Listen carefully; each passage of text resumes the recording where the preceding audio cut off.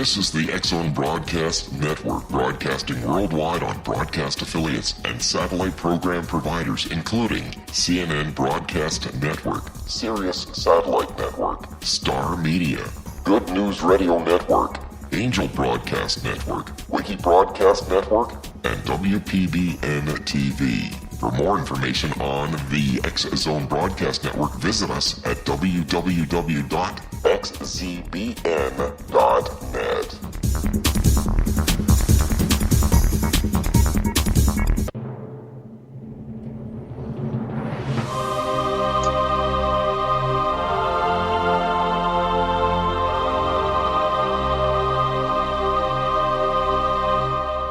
The Science of Magic with Gwilda Wiyaka is largely an opinion talk show. All opinions, comments, or statements of fact expressed by Gwilda Wiyaka's guests are strictly their own and are not to be construed as those of the Science of Magic or endorsed in any manner by Gwilda Wiyaka, rel-mar McConnell Media Company, its affiliated networks, stations, or employees.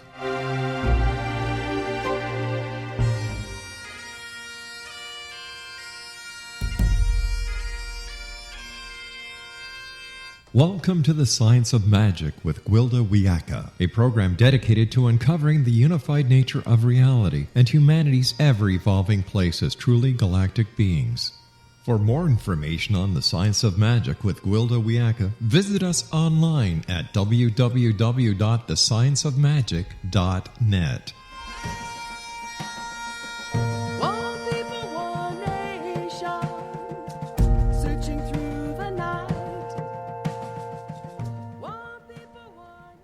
Welcome to the Science of Magic, a program combining the science and magic of today's leading topics to co-create new solutions and promote evolutionary thinking.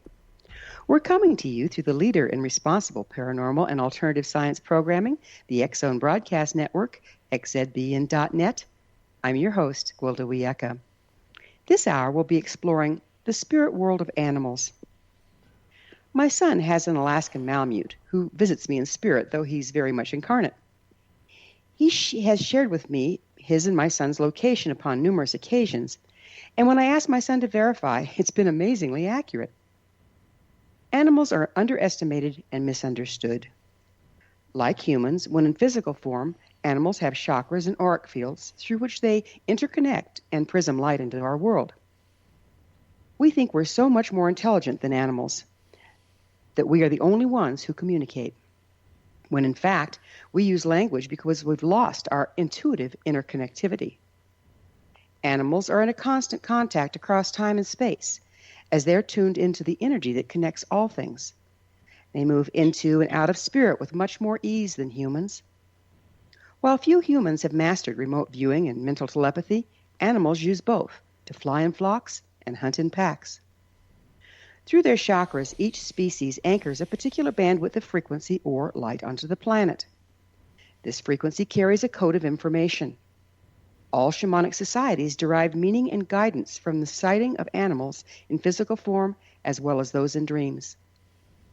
Why have we lost touch with the animal kingdom and each other? What can we learn from our animal relations? Are they trying to communicate with us? What do they have to say? With us this hour to help answer some of these questions is Dawn Brunke, an animal communicator, author, and dream enthusiast. Her books include Animal Voices, The Key to Spirit Animals, and Dreaming with Polar Bears. She's also designed a tarot deck called the Animal Wisdom Tarot. Dawn, thanks so much for joining us on the Science of Magic. Hi, Gwilda. Thanks for having me. So how's it going up there in the great white north of Alaska?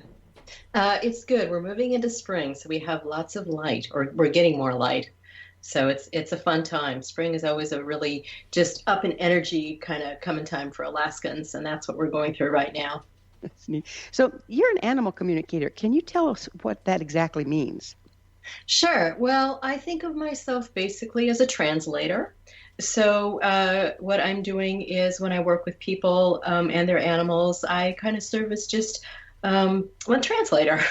I tune into the energy, the thoughts, the feelings, the consciousness of an animal, and then I take that and translate it into human words for the human to better understand his or her animal.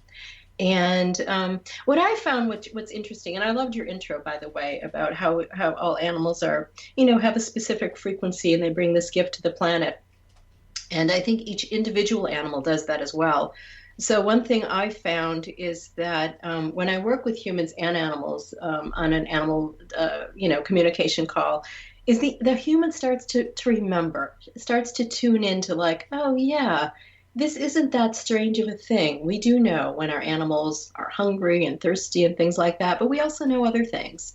And like you were talking about your son's Malamute, I think we actually are way more aware of things of connections that we have with animals than we think we are. And it's just our consciousness that kind of, boxes it out a little bit. But as soon as we kind of open up, we begin to recall that. We begin to tune into that again. Well, I've always said my cat and I communicate quite clearly. When he does something I don't like, I squirt him with a water bottle. And when I do something he doesn't like, he pees on my bed. But there's got to be a better way, right?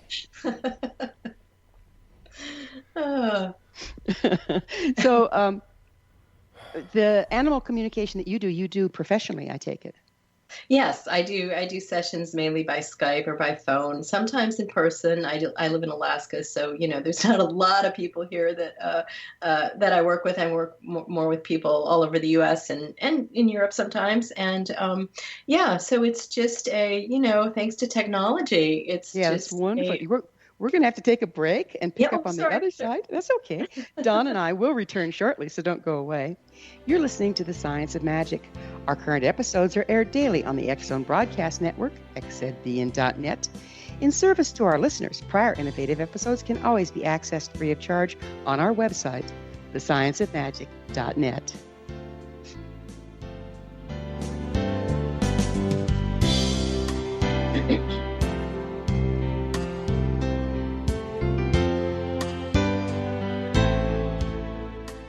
Hi everyone, Rob McConnell here, and I wanted to spend a moment on internet streaming. Everybody has heard about internet streaming, but not many know much about it. Did you know the internet streams just about everything? Movies. From new releases to old classics. TV shows. Almost every show, every episode, and much more. But the question has always been, how do you do it? Well now, thanks to the folks at 123 Ready TV, I have the answer for you. They have developed a simple program app, 123 Ready TV, that you install on your Windows PC, Android smartphone, or Android tablet that can have you streaming like a pro in less than 5 minutes. You truly won't believe how much is available or how easy it is to do until you try. And for a one-time cost of only $19.99, this product is a real winner. To learn more about 123 Ready TV, visit our website at www.xzbn.net. This is the X Zone Broadcast Network, broadcasting worldwide on broadcast affiliates and satellite program providers, including CNN Broadcast Network, Sirius Satellite Network, Star Media, Good News Radio Network, Angel Broadcast Network, Wiki Broadcast Network, and WPBN TV. For more information on the X Zone Broadcast Network, visit us at www.xzbn.net.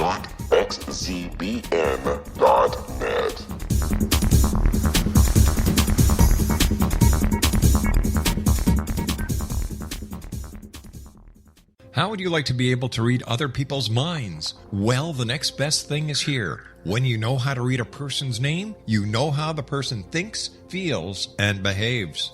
Each letter in our name holds a key to unlock our true essence. Our name contains both our gifts and challenges in this lifetime. Mnemology science discovers personality secrets hidden in the placement of the letters of our names, including the first and last impression people remember about us. Sharon shows us how to interpret the arrangement of letters as outlined in her book, Know the Name, Know the Person. Sharon Lynn Wyeth created mnemology science after 18 years of research and testing her theories, and has supported thousands of people around the world in understanding themselves and others better.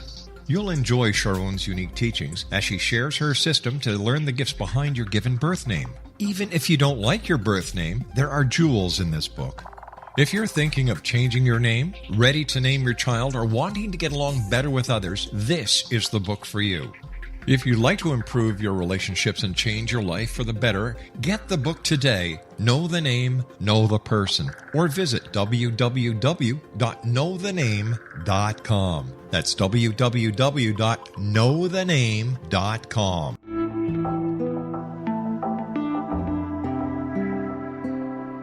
Take a step back in time and discover old Florida cuisine at Marsh Landing Restaurant in Fellsmere, Florida. Enjoy delicacies such as frog legs, gator tail, catfish, and swamp cabbage, or enjoy the more traditional cuisine such as hand-cut Angus steaks, ribs, and seafood. Join us for breakfast with a southern flair featuring sweet potato pancakes, biscuits and gravy, and much more. Planning a party? Marsh Landing's private dining rooms can accommodate groups from 8 to 80 people. While you visit, enjoy the historic pictures, artifacts, and stories that line the walls. Marsh Landing is truly a unique experience. Marsh Landing Restaurant, 44 North Broadway in historic downtown Fellsmere, or visit marshlandingrestaurant.com. Marsh Landing, old Florida cuisine at its best.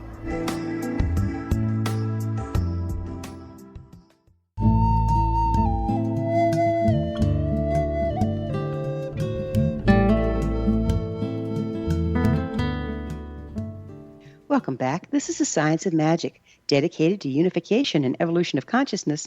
I'm your host, Gwilda Wiyaka. Our guest this hour is animal communicator Dawn Brunke.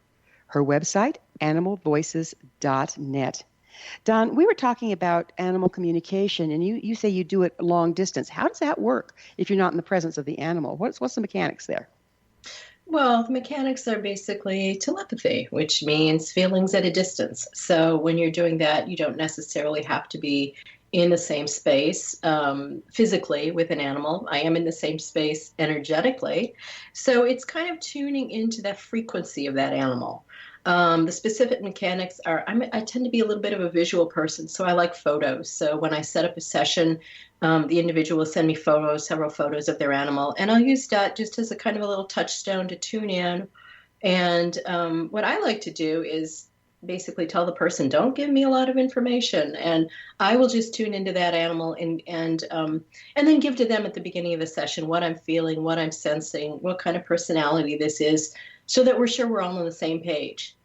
And then from there, what I really like to do is engage the person, as I was saying before the break, to kind of help them tap into that connection so that we can all kind of be on the same, almost like a three-way call, and we can all kind of tune into each other, and that helps them, kind of recall those skills that we all have, and to be able to do it in the future with their animal. I guess basically what I think of my job is, like I said, a translator, but also helping the person to kind of do this themselves so that they don't need to call me anymore. Got it. It's wonderful if we could all do this. We believe it or not, huh? Yeah. We can all do it. Are some breeds of animal or some species more in alignment with humans, easier to understand? I told the story about the Malamute, and he's so close to the wolf, because they're Alaskan Malamutes. They come from the Malamute tribe that used them as babysitters, but they were bred from Alaskan wolves.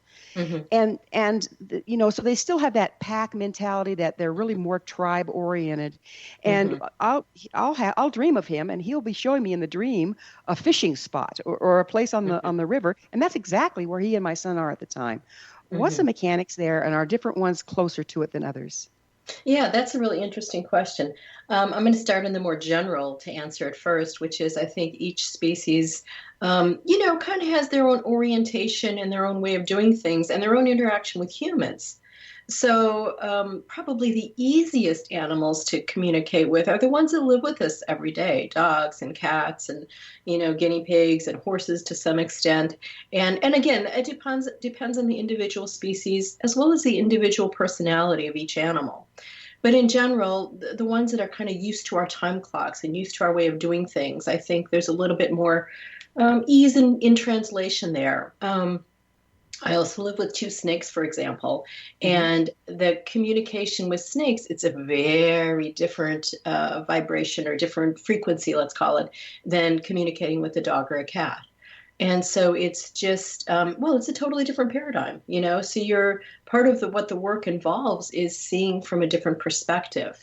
and kind of entering that world and then translating into that. And this is its own entity as well. I mean, in terms of shamanic work, this is something people can do, is to tune in with different animal species and learn to see the world from that perspective.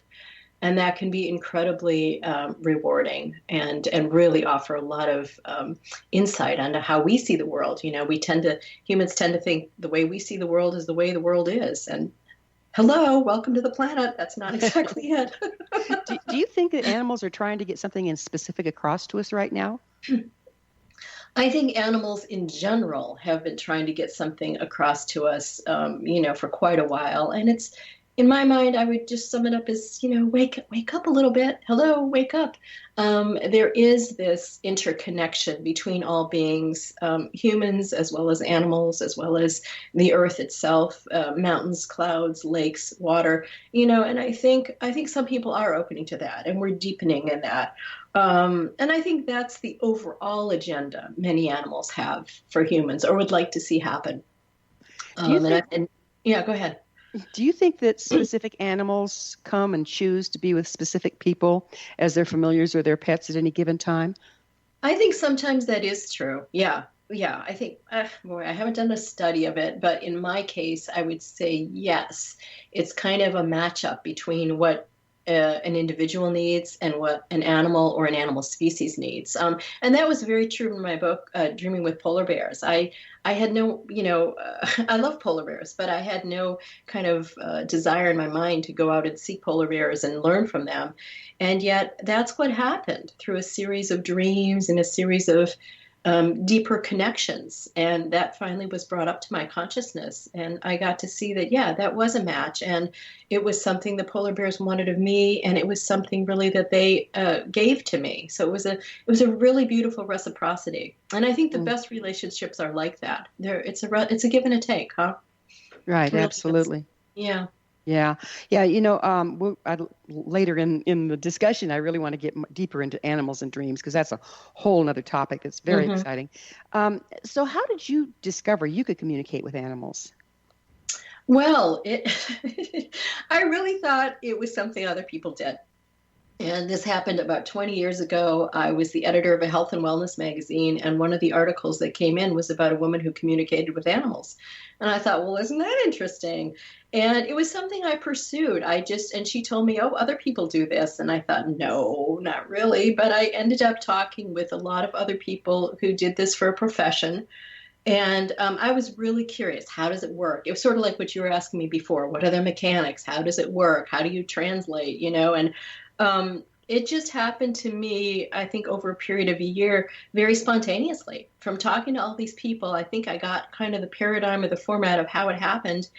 And then when it actually happened, it came just very suddenly. There were some birds outside the bush on a tree outside of my office. And I was in a very meditative state, not even trying to do this, but I heard them inside my head. And it was an amazing paradigm shift for me because I suddenly understood what all these people were talking about and really how it worked. And I think it works a little differently for everybody, but for me, that was my beginning. And then it became a study for me. Yeah. We're all wired a little differently. Some are more kinesthetic, some are more visual, some are more audio. So we have to learn to translate according to that. But you said something that perked my attention.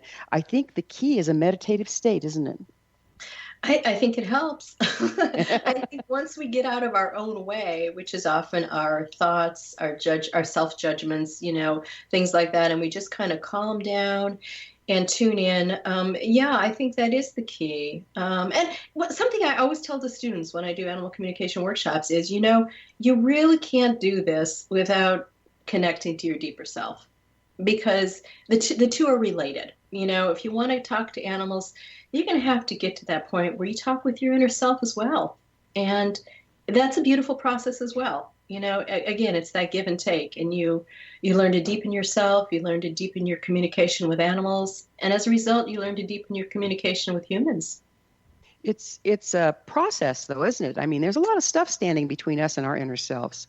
It is a process, yeah. I think some more than others, but yeah, I mean, we live in crazy times right now. So, so yes, it requires a little bit of discipline to quiet, turn off the tweets and Twitters and get down into your center and start to listen. At the same time, I want to say it's also incredibly easy. You know what I mean? It's both difficult and easy. And once you get to that place where you accept that it can be very simple, it's just about listening and communing. But then I think a lot of that superficial stuff drops away. But initially, for some people, it is difficult. Yes. Mm-hmm. And sometimes there's a time where you're straddling a world. Am I making this up? Because it comes in through the imagination channels, doesn't it? Yes, I would say so. I would say it comes in imagination in the sense of it's a nation of images, huh? Imagination. Mm-hmm. So yes, it comes in this way where you are straddling two worlds and you are that's what translation is. So you have a foot in or a paw in two worlds and you're kind of bringing those together. You're building a bridge. You're making a pathway. So yes, I do think that's involved. Mm-hmm. So you mentioned earlier shamanism. Are you shamanically trained? I'm not shamanically trained. I'm not actually an animal communicator trained. I mean, I guess I'm self-taught. I've always been interested in self-study and that kind of thing. So I'm familiar with a lot of shamanism. I've read a lot about it, but I don't follow a specific tradition other than drawing elements that fit with what I do. Yeah. Have you run across anyone in your workshops that cannot learn to do animal communication? I would say no. I would say everybody leaves, and I often, basically what I do is always a 2-day workshop because I really want to ground that information, and I want to make sure people have a sense of it. And I think everybody does leave with a sense. I mean, some more than others. Some are naturals, and it comes very easy. Some it's difficult, but at the end of the 2 days, they always have a sense of okay, I do have a deeper sense and appreciation here of how I can open up. So, and like you said before, everybody's wired differently. So what I like to do is kind of present a buffet of information. Here are different things for different modes. Choose what works for you. I'm a real proponent of find what works for you. I'm not a believer in one size fits all. I think we all are individuals and we need to celebrate that and, find what works for us. When I discovered I could do animal communication, I've been doing it for years and not recognizing what it was. I used to entertain my family by speaking for my pets. So a situation would come up and I say, well, he says this or he says that or she said, and we'd all laugh, But all of a sudden I realized, oh no, that's absolutely accurate. So, it was kind of a sensing of what's going on in the environment, what's going on with the animal, what they're thinking about it, right. that came to me. So it was a lot of senses that came in on. Can you give some examples of how people might be communicating with animals and not yet recognizing it? Yeah, and I think actually that's a great question and a great little example you gave because I think that does happen with a lot of people. They realize suddenly, oh, I have been communicating with animals. I have a sense, Some people think, oh, because I do it verbally, that's the way that you do it. Like I hear this, voice from the animal and I'm speaking it, and sometimes I do, but it's also sensing. It's also, I met one lady who she got it by bits of song. She would hear song, like little snippets from well-known songs or things like that, and that's how she got in her information. Other people are very good in terms of feeling, sensing in terms of their body. So vet techs, for some reason, when they're in my class, they're usually really good at that, of knowing where a symptom is or where an ache is. They're able to kind of tune into the animal on that physical level. Others tune in emotionally. They know an animal's feeling sad or feeling excited or anxious, whatever it is. Some people do, and I often do get this, a little kind of conversation in my ear. And it's interesting, when you tell that to people, they're like, you're hearing voices. And it is like hearing voices, or it's like hearing your own thoughts, but that they're not your thoughts. There's a qualitative difference kind of when you hear an animal's thoughts or a communication from an animal than from yours. Right. I don't kind of like that. That it's kind of like that. I call it my mind's ear. It comes through my mind's ear. That's a We're- really good way of saying it. It's Yeah. my mind's ear. Yeah, exactly. We're gonna have to take another break here. Dawn and I will return to our discussion on the other side of this break, so don't go away. We're coming to you through the X-Zone Broadcast Network. Don't miss the other fine shows and hosts on xzbn.net. You're listening to The Science of Magic, your resource for creative solutions in a changing world, thescienceofmagic.net.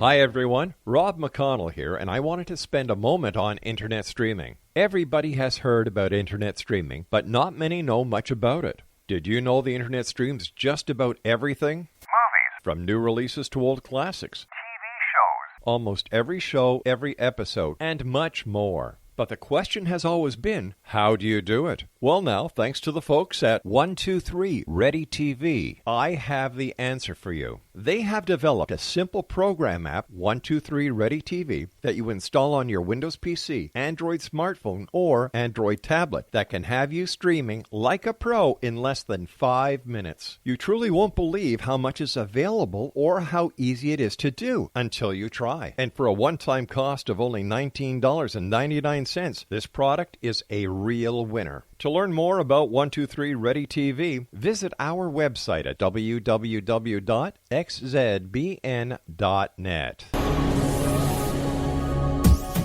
This is the X-Zone Broadcast Network, broadcasting worldwide on broadcast affiliates and satellite program providers, including CNN Broadcast Network, Sirius Satellite Network, Star Media, Good News Radio Network, Angel Broadcast Network, Wiki Broadcast Network, and WPBN TV. For more information on the X-Zone Broadcast Network, visit us at www.xzbn.net.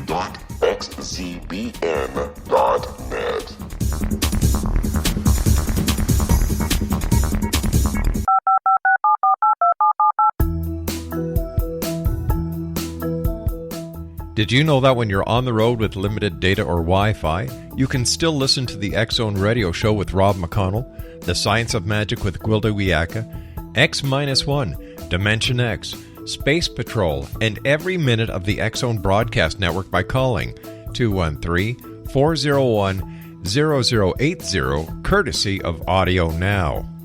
No smartphone, app, or internet needed. It saves your data plan and it's free if you have unlimited minutes. Call 213-401-0080 to listen on any phone, anytime, anywhere. Remember 213-401-0080 for the best of the paranormal, parapsychology, and sci-fi radio programming anywhere, 24/7, 365.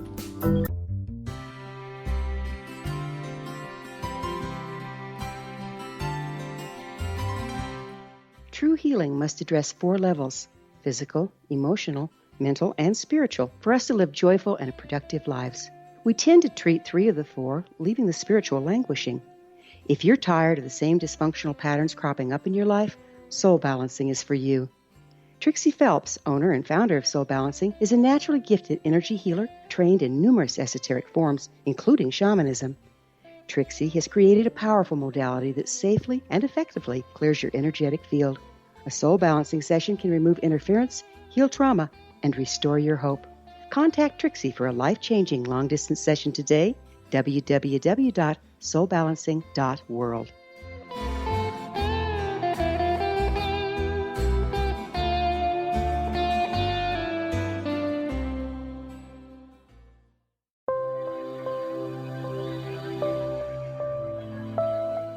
There's a legend shared by many indigenous cultures of a time when the nations were cast to the 4 corners of the world. Each nation was given a body of sacred knowledge that held a different portion of the truth to preserve. True reality could not be known until all the nations reunited, combining the information. If a single one was missing, the world could not be reborn and darkness would prevail. The Science of Magic Radio is dedicated to reuniting the sacred knowledge. With the understanding, none of us has all the answers, but together we can open new perceptions and possibilities. Through our combined vision, the world can be reborn into a place where darkness no longer prevails. Join me, Gwilda Wiyaka, and the Science of Magic daily on the X-Zone Broadcast Network, xzbn.net, or visit us at thescienceofmagic.net.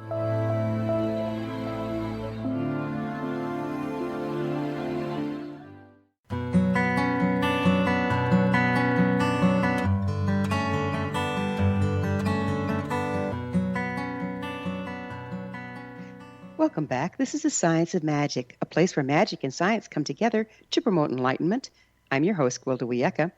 Our guest this hour is author of Dreaming with Polar Bears, Dawn Brunke. Her website, animalvoices.net. Dawn, one thing that I found, and I'd like you to speak to if you wouldn't mind, is maybe different animals come in on different channels for me. Like the snake, I had Python, and when he'd get cold, he'd want to be around my neck. And I'd get a mental image of him snuggling around my neck, and I'd wearing him like a necklace. I'd literally get a picture of what he wanted. And yet other times a cat has said things to me like, I don't trust myself, and I hear it in my mind's ear. Can we refine where we're listening, like the vet tech being able to empath what's going on in the animal's body versus hearing the words? How can we refine that so we're more accurate? Oh, yeah, great question. So I think I think it goes back to that idea of the buffet. I like to initially offer people a lot of different ways how to tune in. And then if they come back to second class and they're kind of at that intermediate level, I said, okay, let's tune into the areas that you're not as comfortable with. So if you're somebody who feels physically, let's tune into sensing emotionally, or let's tune into hearing with the mind's ear. What was it? The mind's ear? Yep, that was it. Yeah, I love that. I'm going to use that. You're welcome to it. Mind's ear. So it's, in other words, I think we have all of these modalities available to us. I think it's just like in waking life. Some people are more kinesthetic, some people are more visual. If you want to increase and expand your worldview, you just simply focus on what you're not as comfortable with. So it's simply kind of, embracing that as, okay, I'm going to try this on. I'm going to learn from this for a while. And I think, for me, animal communication really comes in a lot of different modes. The other aspect to that is that some animals have a preference for modes. Like if you tune into birds, especially like, let's say, birds of prey, they're very visual. They see the world in terms of movement and in terms of specific ways of seeing things from up above. And so they might not be as well versed in, if I express something in terms of intellect, so in other words, what I'm saying is I try to match what the animal does. And there again, fluidity and openness to a lot of different modes helps the communicator, because you can match what works best for the animal and what works best for the human. So does that make sense? Yeah, as in all things, you're looking at mastery. We're just mastering where we focus our intuition. Exactly. Yeah. That's the short answer. So there's a lot of animals becoming extinct right now, and yet we're all still connected, because whether you're in spirit or in the body, we're still present. Right. Is there a way to communicate with the animals that are becoming extinct, or even with dinosaurs?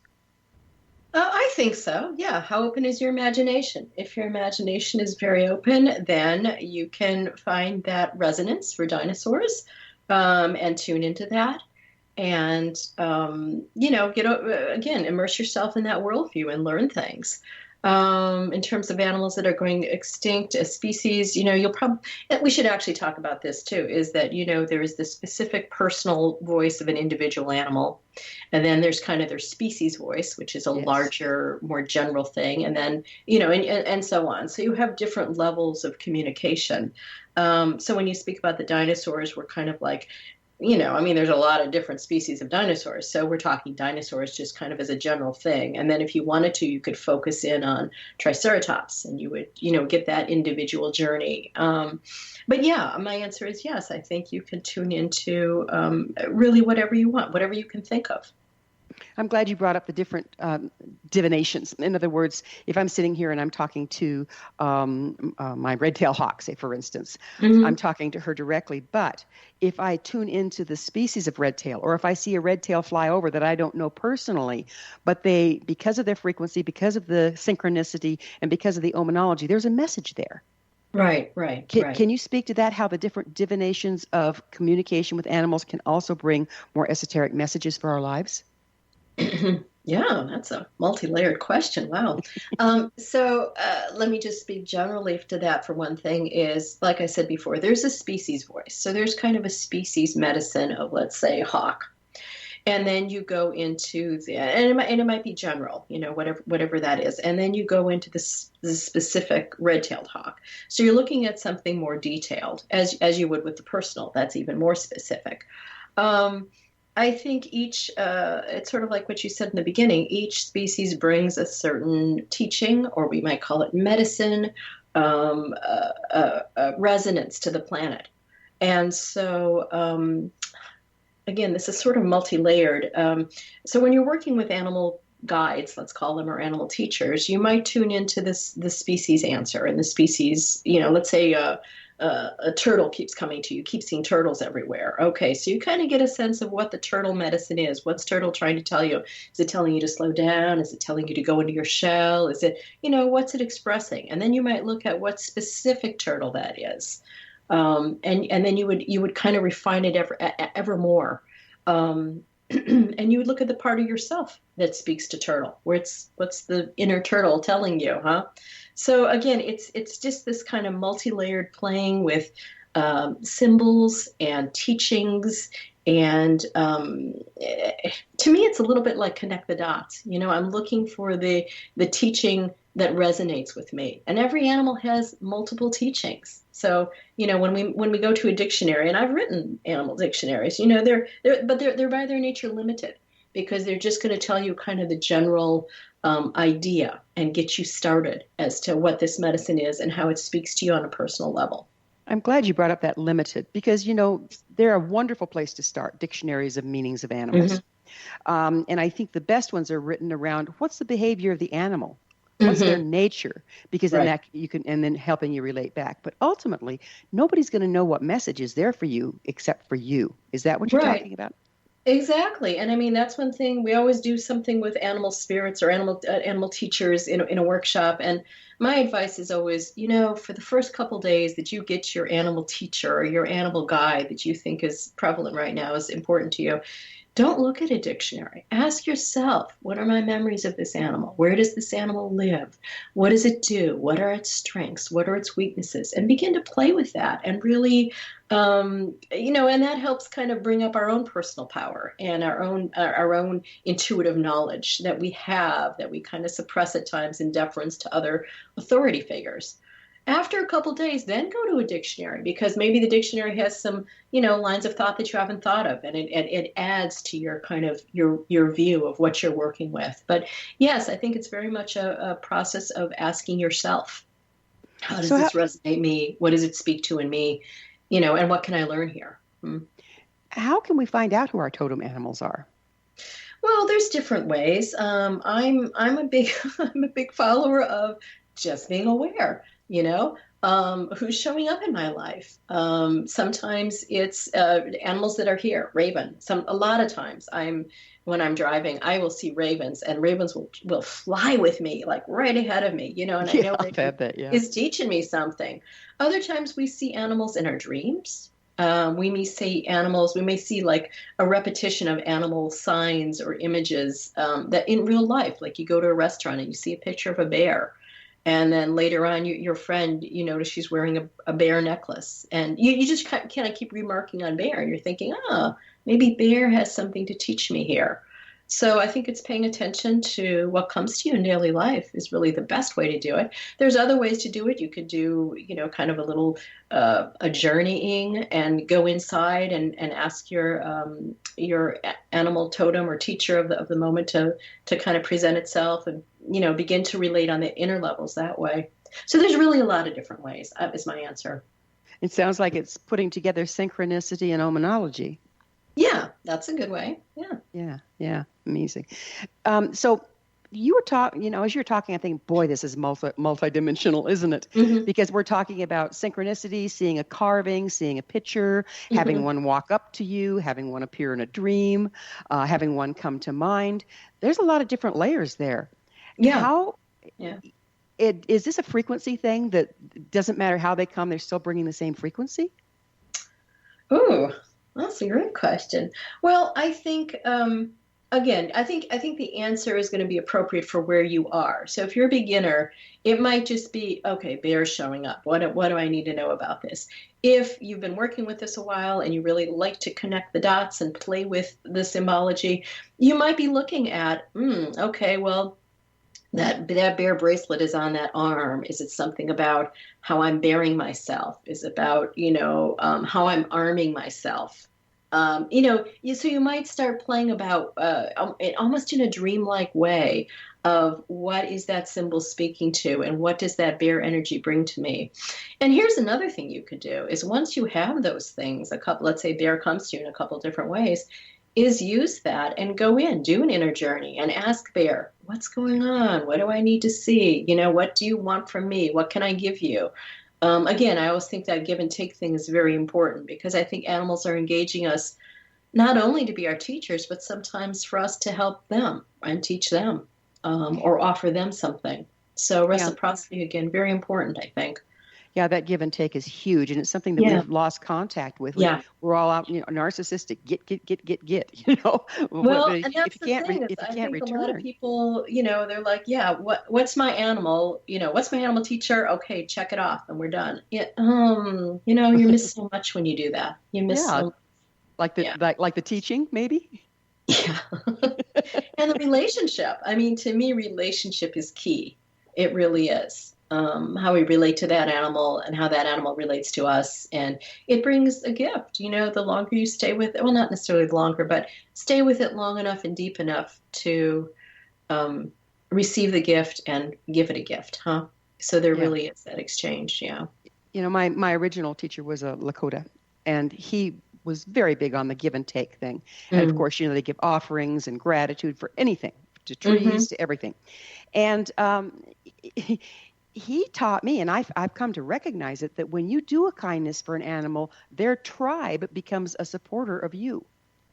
So it can work both ways. They give you something and try to give something in return. Or sometimes if you just reach outside of yourself and support the tribe in some way, pick up a bird that's fallen, whatever, then they start showing up in your dreams. Have you experienced that? I have. I think that's so true. I totally resonate with that. And yeah, I remember one time, this was before I even did animal communication. I was in Italy and I was standing by a tree and my finger accidentally touched a spider and I kind of damaged it a little and I felt so bad. And I spent time finding a leaf and getting that spider and moving it to some place where it could be safe and kind of heal and recover. And I remember doing healing with it. And after that time, spiders have always been significant to me in some way. They've come when I've kind of finished a project. It's almost in a just like a nod, an acknowledgement and a support. So yeah, I do experience that to be true. Mm-hmm. It seems to me like the more we can experience that, the more we rejoin the circle of life and are supported by everything around us. Yeah, I think it's so true. I do. Yeah. Especially, one of the things I also like to talk about in classes is shadow animals. Is the animal, we're going to have to get into shadow animals after a break. Okay. John and I will be back shortly, so don't leave us now. This is The Science of Magic, your resource to altruistic professionals of science and the esoteric, working to create common ground for the betterment of our world. Join our email family to receive our amazing topic-driven episode collections at thescienceofmagic.net.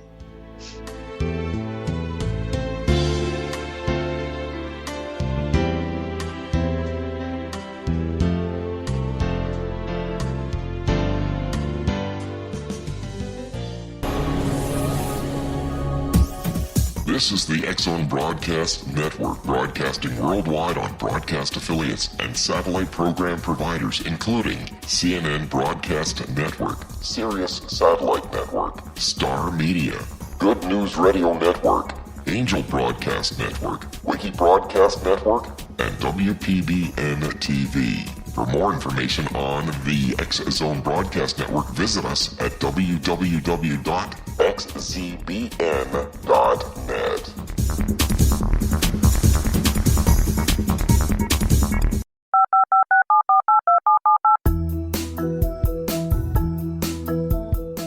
Did you know that when you're on the road with limited data or Wi-Fi, you can still listen to the X-Zone Radio Show with Rob McConnell, The Science of Magic with Gwilda Wiyaka, X-1, Dimension X, Space Patrol, and every minute of the X-Zone Broadcast Network by calling 213-401-0080, courtesy of Audio Now.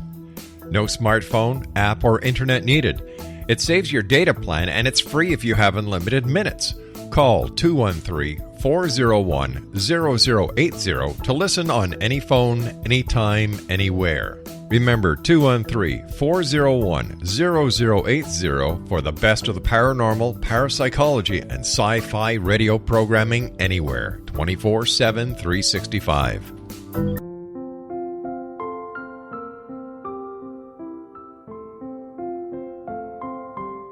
I am Dr. Carl O'Helvey, founder, president of a new cancer foundation focusing on evidence-based physical, mental, and spiritual interventions, including natural cancer cures, prayer, meditation, affirmations, nutrition, and other related holistic cancer prevention and cure modalities. These are used in cancer education, research, and financing care. I ask for your help to continue this important work by donating at www.holisticcancerfoundation.com.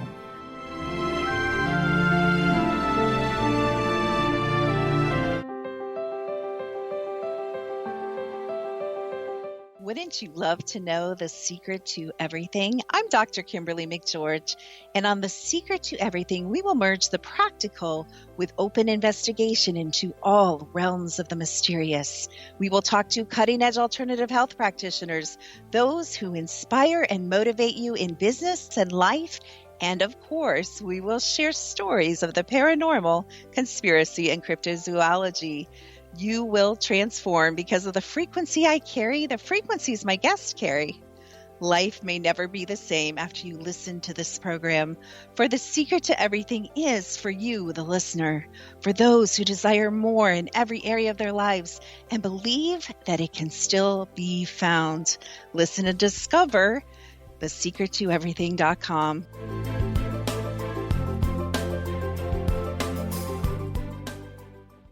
Little children aren't the only ones afraid of the dark. Millions of soldiers return from war zones with PTSD, anger, frustration, fear, and loneliness, much of which surfaces during the darkness of the night. You have the chance to change the lives of these American heroes. Songs and Stories for Soldiers.us provides free MP3 players for these men and women. With a list of 3 million songs in 16 different styles, 100,000 audiobooks, and 30,000 old-time radio programs, every veteran can find something to soothe and comfort them at no cost. All our players contain an 8-hour audio program designed to help veterans fall asleep. With 1,500 plus vets now participating, it's our goal to deliver 10,000 audio players this year. Go to our website at songsandstoriesforsoldiers.us. Help us help a veteran make it through the night.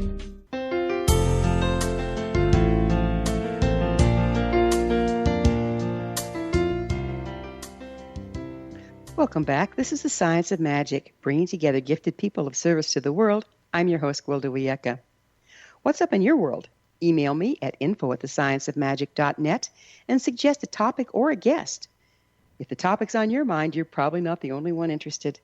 Again, our guest this hour, another person of service in the world, is Dawn Brunke. Her website, animalvoices.net. Dawn, we were just starting to talk about shadow animals. Let's go there. Sure. Well, yeah, what I was saying is that, it's easy, I think, to, open to an animal teacher, and a lot of people, they want the whale or the lion or the beautiful wolf. And it's a different experience when you get a snake or a rat or a turkey vulture. Yeah, Yeah. and then I always say, congratulations, you're moving on to intermediate material because I think working with our shadow animals is incredibly rewarding. It gives us so much information because we're asked to kind of go into our shadow, the area that we repress, the area that we suppress or aren't entirely comfortable with. But it's really a good chance to work with our fears, our anxieties, our hesitations. And I think shadow animals are great teachers in that regard. Yeah, they're amazing. One time I had a client was brought to me they last stop for the desperate. I work shamanically, and her father brought her in to me, and she was a sweet little gal with black hair, just tiny. She was having breathing problems they couldn't track. So I did a shamanic journey for her, and one of the things I brought back was her power animal. And I'm squabbling with the power animal. It's a turkey vulture. It wants to come back for this pretty little fairy-like girl. I'm going, come on, can't you give me something else? Not a turkey vulture. Really, your dad's giving me the stink eye, you know? But when I brought it back, she was so delighted. I come to find out she was goth. And it just was a perfect fit for her. So, you just can't judge them, can you? Yeah, no, and turkey vultures, they're really about cleansing and about recycling and it's a very powerful animal. Yeah, they're amazing. Yeah. So what's the difference, Dawn, between a totem animal and the ghost of an animal? Oh, well, so I'm not great on strict definitions. I kind of, open to what is. For me, the totem animal it's more of an energy of that animal species teaching.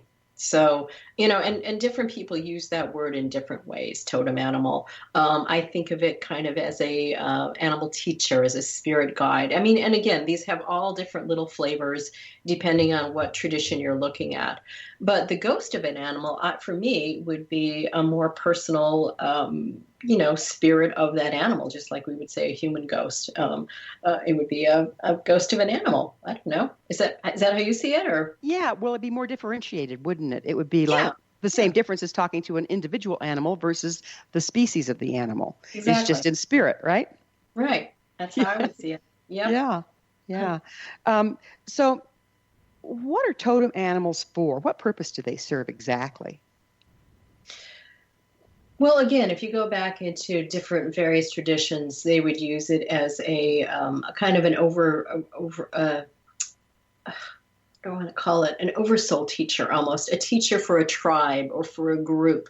And that everybody in that tribe or that group or that clan would identify with that totem animal as a teacher and with its medicine. And that would, some degree, determine, how you live your life and what your beliefs are and how you go out in the world, how you interact with the world. Again, there's numerous definitions, and I'll have a little different flavor depending on what paradigm we're using, a shamanic paradigm, a Native American paradigm, and so on. So does that kind of answer the question, or is there something else? Yes, it does. No, that's an important point that you're bringing up, is that even though all indigenous traditions work with totem animals, they all have a little different belief system around and a little different way of working with them. Yeah. When I pull it more into a scientific viewpoint, okay, tribes would have a particular totem. People would have a particular totem. We would carry that on with mascots in football, right? Exactly. Yeah. Do you suppose that it's about frequency and that the totem brings a counterbalance to our imbalance and strengthens us that way? Oh, I like that. That's a really nice aspect to it. I wouldn't have said it that way, but yes, I totally agree with that. I'm only saying I wouldn't have said that way because I wouldn't have thought of that, but I really like that. I think that is true. Excuse me. I'm not sure that that's the whole truth, but I think that's a very important part of it, is that totem animal is there helping us to balance. Yeah, that makes sense. Uh-huh. Isn't that kind of the agenda of the animals right now? I'm certainly getting this, is please come back to balance, guys. We're at risk here. Yeah. I think most animals in general, if you did a survey, would say crazy beings on the planet right now are the humans, and a couple of times animals or different animals as well as animal species have called us the surface people, because we're the ones who kind of walk on the surface of the planet, but we're the ones who walk on the surface of consciousness. And there's this reluctance to go deep, And I really think that's such a key theme right now for all of us humans, is, we're really needing to go a little deeper than false news, Well, it seems to me like the guilt and shame that we've been controlled with for generations is what keeps us from going deeper, because we're afraid what we're going to find there. That's right. That's right. It's a big fear. I totally agree with you. And yet that's where we need to go. And that's, again, why shadow animals are so important, because they help us go there. They help us deepen. And I think that's where we're going to need to go. I think we're going there already. I mean, we really are. We're going there already. There's a lot of you. Going there willingly and happy and excited about the changes and the healing that are happening, and some are going kicking and screaming. So yeah, but we're all going one way or the other, right? All going. Yep. Tell me about animals and dreams. I was so fascinated by the title of your book, Polar Bear Dreams. Yeah, Dreaming with Polar Bears. Well, I mean, I think a lot of times animal communication and works with animal teachers or totems begin in the dream world. And I remember when I did my first book interviewing different animal communicators, they were like, yeah, it started in a dream. It started in a dream. And I started to think, well, why is that? And I think it's because the dream world is a relatively safe place, and it's a non-judgmental place. So you're not going to question your sanity if you're talking to a polar bear or a cougar or, a whale. You're going to open to that. And I think sometimes dreams in the beginning stages are helping us to open to a larger way of seeing the world. So what did the polar bears have to say to you? Well, the whole book was a really amazing experience with a particular polar bear who was a real polar bear, but a very good dreamer. And bears, if we look at the totem kind of teaching, dreaming is very key with all bear species. Polar bears in particular, I would call them master dreamers. I really would. And so a lot of my work was with this individual polar bear, as well as a group of spirit bears who really wanted their information about the connection of humans and polar bears as dream partners. And they would often refer to building a dream bridge between our species. And it was their opinion, reality, that in the past, shamans in the far north had worked with polar bears in this way. And that they're kind of left hanging, it kind of due to history and the whale wars and wars on polar bears and all kinds of things that fell away. So they were really interested in bringing dreaming back to humanity and co-dreaming back to humanity. In other words, dreaming with other animal species. And a lot of my dreams were lucid dreams. So lucid meaning you're awake in your dream. You're aware that you're dreaming. In other words, you're consciously dreaming. And again, that's another form of bridging between waking and dream world. So that was a lot of their agenda, is making that more conscious, helping humans be more aware of that, which I think speaks to the deepening we were just talking about. Because if you can deepen into your dreams, man, dreams have some amazing treasures for us. And, we tend to kind of laugh away our dreams and make fun of them or don't remember them. But wow, once you start to realize the wisdom that our dreams offer us, I don't know why any of us would not record our dreams or work with our dreams and share our dreams. Well, you think about it. How much time do we spend sleeping in a dream, and we don't wonder why? Yeah. Do you think that the animal kingdom can help us find our way out of this environmental mess we're in?